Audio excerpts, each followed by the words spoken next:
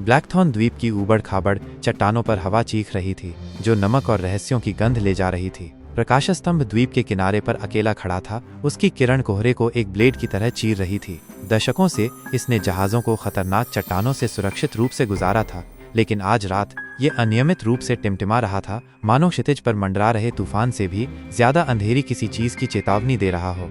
Clara Wren जर्जर नाव से उतरी, उसके बूट गीली रेत में धंस गए। वो एक पत्रकार थी, 32 वर्ष की, जिसके पास उन कहानियों का पीछा करने की कुशलता थी जिन्हें दूसरे लोग कथा कहकर खारिज कर देते थे।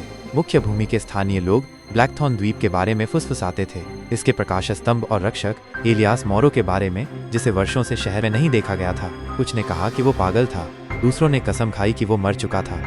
फिर भी रोशनी जल रही थी। क्लारा के संपादक ने हंसा जब उसने कहानी सुनाई, लेकिन उसने उसकी आंखों में एक चमक देखी थी, जिज्ञासा, शायद डर। वो उसे यहाँ लाने के लिए काफी था। प्रकाश स्तंभ का रास्ता खड़ी और बारिश से फिसलन भरा था। उसकी टॉर्च की किरणें गांठदार जड़ों और ढहते पत्थर की सीढ़ियों पर नाच रही थी। जैसे जैसे वो ऊपर चढ़ी, हवा ठंडी होती गई, हवा उसके कोट को काट रही थी। जब वो लोहे के दरवाजे पर पहुंची तो वो थोड़ा खुला था, कब्जों पर चरमरा रहा था। कोई ताला नहीं, कोई जंजीर नहीं, बस एक निमंत्रण या एक जाल। मिस्टर मोरो, उसने पुकारा। उसकी आवाज़ तूफान में दब गई। कोई जवाब नहीं। उसने दरवाज़ा धकेला और अंदर चली गई। अंदर का भाग नम पत्थर और तेल की गंध से भरा था। एक घुमावदार सीढ़ी ऊपर की ओर जाती थी। उसके डंडे जंग लगे लेकिन मजबूत थे। क्लारा के बूटों की आवाज़ ऊपर चढ़ते हुए गूंज रही थी। हर कदम के साथ उसकी धड़कन तेज हो रही थी। ऊपर लालटेन का कमरा धुंधली रोशनी से चमक रहा था। विशाल लेंस दीवारों पर टूटी हुई रोशनी डाल रहा था। फर्श पर कागज बिखरे पड़े थे, चार्ट, लॉग और अजीब प्रतीकों के रेखाचित्र जिन्हें वो पहचान नहीं पाई। कमरे के केंद्र में एक डेस्क थी और उस पर एक अकेली तस्वीर, गहरे बालों वाली एक युवती मुस्कुराती हुई। उसकी आंखें भयानक रूप से परिचित थीं। क्लारा जम गई। तस्वीर में दिख रही महिला उसकी तरह दिखती थी। बिल्कुल नहीं, अलग नाक, नरम जबड़ा, लेकिन इतनी करीब कि उसकी त्वचा सिहर उठी। उसने तस्वीर अपनी जेब में रख ली।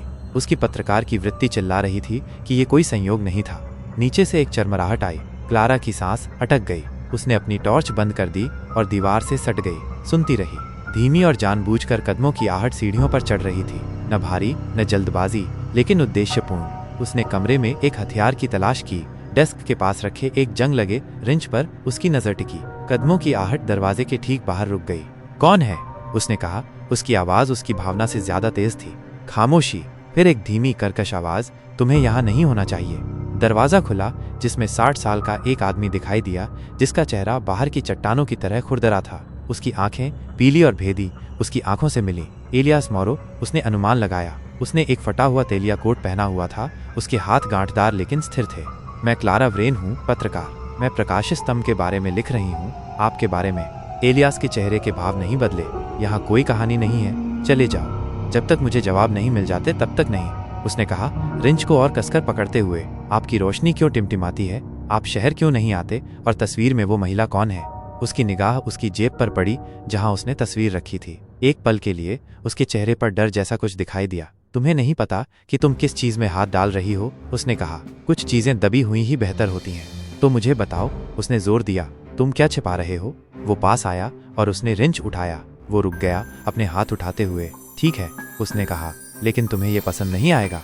एलियास ने डेस्क के पास एक कुर्सी की ओर इशारा किया। क्लारा बैठ गई, रिंच अपनी गोद में रखे हुए। वो उसके सामने बैठ गया। लालटेन की रोशनी भूत की तरह नाचती हुई परछाइयां बना रही थी। 30 साल पहले उसने शुरू किया। इन चट्टानों से एक जहाज डूब गया, द स्टार्लिंग, सदी का सबसे भयानक तूफान। मैं जवान था, नौकरी पर नया था। सोचा कि मैं उन्हें बचा सकता हूँ। मैंने रोशनी जलाई रखी, जितना हो सका संकेत दिया, लेकिन लहरें निर्दयी थीं। सभी लोग मारे गए, सिवाय एक के। क्लारा आगे झुकी। एक जीवित बचा, एक लड़की, एलियास ने कहा, शायद 20 साल की, किनारे पर बहकर आई, अधमरी। मैंने यहाँ प्रकाश स्तंभ में उसकी देखभाल की। उसे अपना नाम, अपना अतीत कुछ भी याद नहीं था। मैंने उसे अपनी माँ के नाम पर अन्ना बुलाया। वो 1 साल तक रही, रोशनी में मदद करती रही, लॉग सीखती रही। हम करीब आ गए थे। उसकी आवाज़ लड़खड़ा गई और क्लारा का पेट कस गया। उसका क्या हुआ?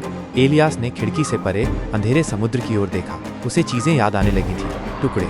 एक आदमी की आवाज़ उसका नाम पुकार रही थी।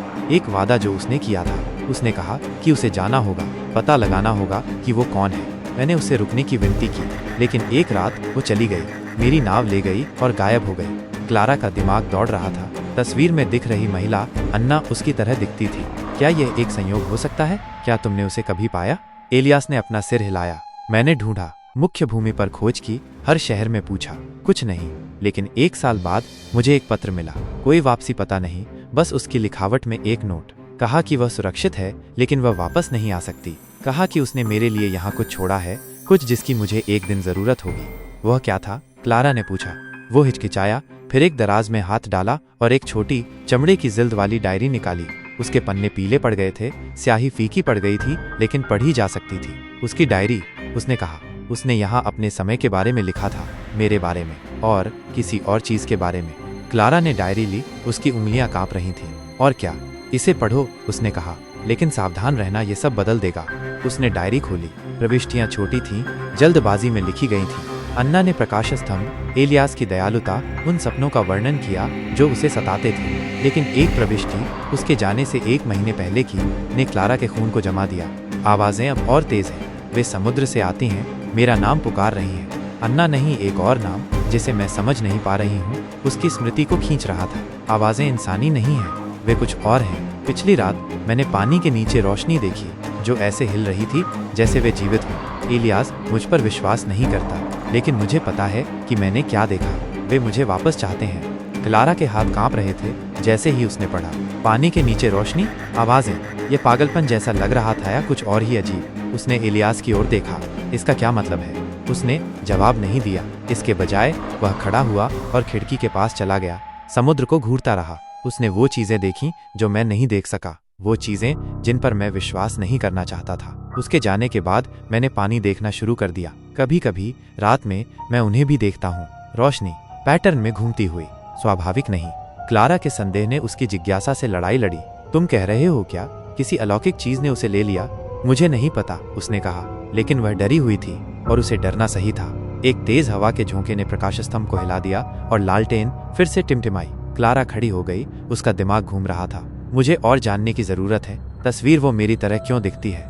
एलियास मुड़ा, उसकी आंखें सिकुड़ गईं। तुम मुझे बताओ, तुम यहाँ एक कहानी का पीछा करते हुए आई हो। शायद ये तुम्हारा पीछा कर रही है। उसका दिल तेजी से धड़क रहा था। वो इसे बकवास कहकर खारिज करना चाहती थी, लेकिन डायरी, तस्वीर, टिमटिमाती रोशनी, सब कुछ बहुत असली लग रहा था। जब तक मैं समझ नहीं जाती, मैं नहीं जाऊंगी। तो तुम रात भर रुकोगी? उसने कहा। तूफान नाव के लिए बहुत बुरा है। नीचे एक चारपाई है, डायरी पढ़ो, शायद तुम्हें वो दिखे जो मैं नहीं देख सकता। क्लारा ने लालटेन के नीचे एक छोटे से कमरे में एक चरमराहट वाली चारपाई पर रात बिताई। बाहर तूफान मचा हुआ था और डायरी के शब्द उसे सता रहे थे। अन्ना की प्रविष्टियां और ज्यादा उन्मत्त होती गईं, जिसमें समुद्र में चमकती आकृतियों के दर्शन, फुसफुसाहटें जो उसे पानी में वापस जाने के लिए उकसा रही थीं, का वर्णन था। अंतिम प्रविष्टि एक अकेली पंक्ति थी। अब मुझे पता है कि मैं कौन हूँ, मुझे जाना होगा। भोर में तूफान शांत हो गया। क्लारा ने एलियास को लालटेन के कमरे में क्षितिज को घूरते हुए पाया। क्या तुम्हें अपने जवाब मिल गए? उसने पूछा।